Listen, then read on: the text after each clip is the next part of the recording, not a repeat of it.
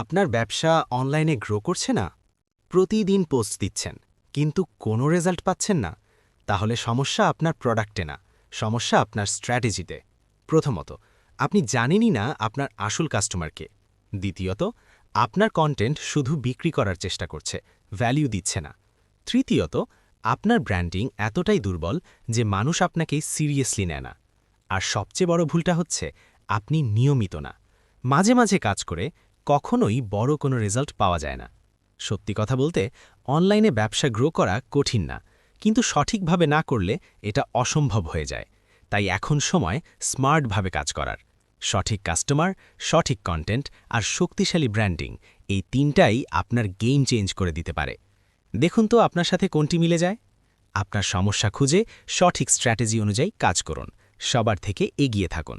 আর এমন আরও রিয়েল ও কার্যকরী টিপস পেতে নূর নাবিজ ডিজিটাল কেয়ার চ্যানেলটি সাবস্ক্রাইব করে রাখুন। ধন্যবাদ।